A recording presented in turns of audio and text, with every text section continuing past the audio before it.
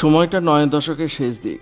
টালিগঞ্জে তখন নায়িকার সংজ্ঞামানি ঘোমটা টানা, কপালে বড় লাল টিপ, সংসারী বউ বা পরিপাটি ভালো মেয়ে। এমন এক সময় পর্দায় হাজির হলেন এক তরুণী। ছিপছিপে গরম, তীক্ষ্ণ চোখ, শরীরী উপস্থিতিতে অন্যরকম ঝড় তুললেন তিনি। নাম জুন, পদবী দুবে, তবে বাংলা ইন্ডাস্ট্রি তাকে চিনেছে জুন মালিয়া নামেই। এলাহাবাদের শিকড়, মা বাঙালি, কলকাতার নামী স্কুলে পড়াশুনো, ঘর ছিল রক্ষণশীল।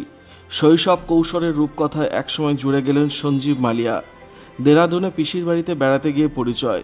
প্রথমে পাত্তাই দেননি সঞ্জীব। সালটা ওই 1986, কিন্তু 2 বছর পর আবার দেখা। তখন কলেজ পড়ুয়া জুন, শিশু সুলভ চেহারা ঝেড়ে সবে বড় হয়ে ওঠা প্রাণোচ্ছল যুবতী। এক পাবে আচমকা দেখা হওয়ার পর শুরু হলো প্রেম, তারপর বিয়ে। অল্প দিনের মধ্যেই মা হলেন তিনি।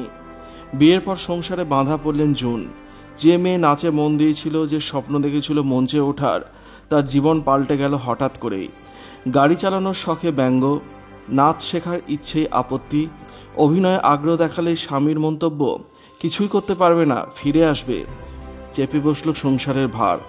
একসময় জুন নিজেই বুঝলেন 6টি বছর কেটে গেল কেবল অন্যকে খুশি করতে গিয়ে, নিজের জন্য কিছুই করা হয়নি।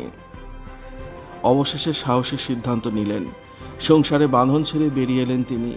সেই সময় একলা একটা মেয়ের লড়াই সহজ ছিল না, তবু হার মানলেন না জুন। বাকি লড়াইটা সকলেরই জানা। 9 দশকের সেই বিদ্রোহী পদক্ষেপই এরপর পিছন ফিরে তাকাতে হয়নি তাকে।